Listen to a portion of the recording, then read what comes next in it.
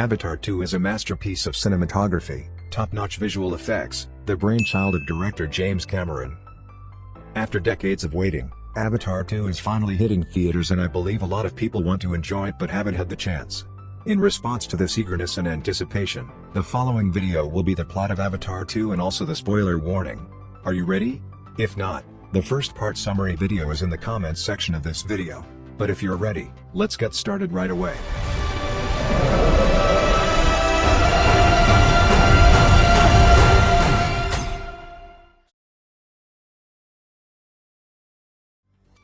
"12 years after the Na'vi repelled the human invasion of Pandora by the Resources Development Administration, RDA, Jake Sully lives as chief of the Omaticaya clan, and raises a family with Neytiri, which includes sons Neteyam and Loke, daughter Tuk. Adopted daughter Kiri, born from Grace Augustine's inert avatar, and a human boy named Spider, the son of Colonel Miles Quaritch, who was born on Pandora and was unable to be transported to Earth in cryostasis due to his infancy. To the Na'vi's dismay, the RDA returns to prepare Pandora for human colonization, as Earth is dying.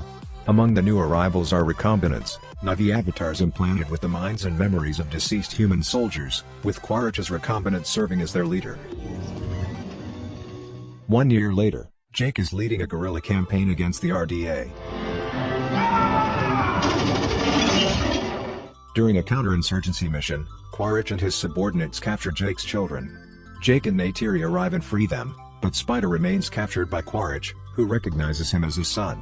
After the RDA fails to coerce Spider to divulge information through torture, Quaritch decides to spend time with him in order to draw Spider on his side, and in turn, Spider teaches Quaritch about Na'vi culture and language.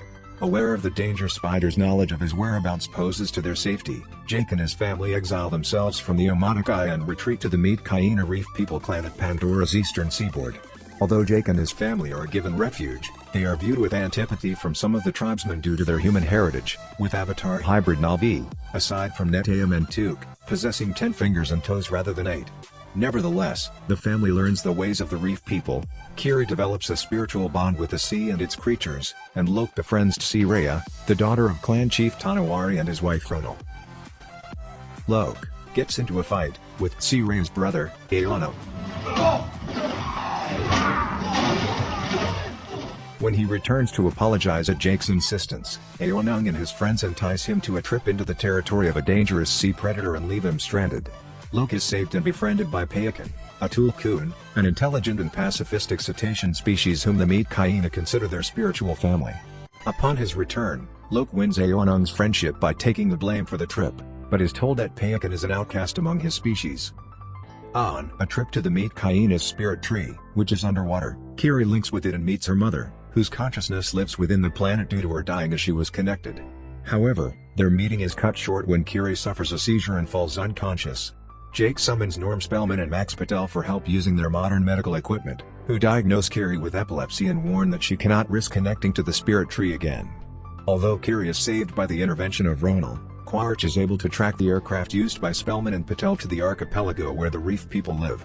Bringing Spider with him, he commandeers a whaling vessel which is hunting Tulkuns to harvest their brain enzymes for anti-aging remedies called Amrita. Quaritch and his subordinates travel throughout the archipelago, brutally interrogating the indigenous tribes about Jake's location. When this proves fruitless, he orders the whaling crew to kill Tulkuns near the villages in order to draw Jake out, knowing that it will enrage the tribes.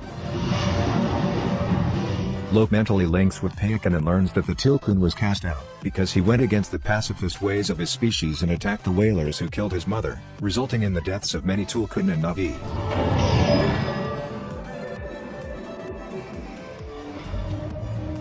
When the Metkayina learn of the Tulkun killings, Loke takes off to warn Payakan, followed by his siblings, Tsi-Raya, Eonung, and Rukso. They find Payakan being chased by the whalers, and Loke, Tsi-Raya, and Tuk are captured by Quaritch.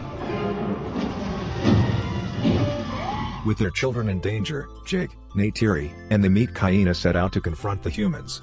Quaritch forces Jake to surrender, but upon seeing Loke imperiled, Payakan attacks the whalers, triggering a fight that kills most of the crew and cripples the vessel.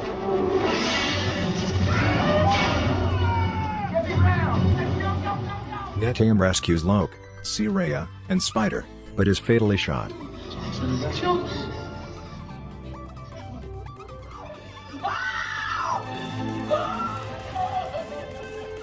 Jake faces Quaritch, who uses Kiri as a hostage. When Neytiri does the same with Spider, Quaritch at first denies his relationship with him, but desists when Neytiri cuts Spider across the chest before raising her knife to kill him. Jake, Quaritch, Neytiri, and Took end up trapped inside the sinking vessel. Jake strangles Quaritch into unconsciousness and is rescued by Loke and Payakan, while Kiri summons sea creatures to help her save Neytiri and Took. Spider rescues Quaritch, but renounces his cruelty and rejoins Jake's family. After Neteyam's funeral, Jake informs Tonowari and Ronal of his decision to leave the Meat Hyena. Tonowari, however, respectfully identifies him as part of the clan and welcomes his family to stay. Jake and his family accept and forge a new life at sea, with Jake vowing to resume his campaign against the human invaders. And that's the whole Avatar 2 in 5 minutes. Have you watched this movie in the cinema? How do you feel about this ending? How will Jake's family face danger in the next part of this movie? Let's all look forward to the third part of the film, which is expected to be released in 2024. Don't forget to subscribe our channel to watch the best and latest movies. Thank you all for watching the video. Bye and see you again.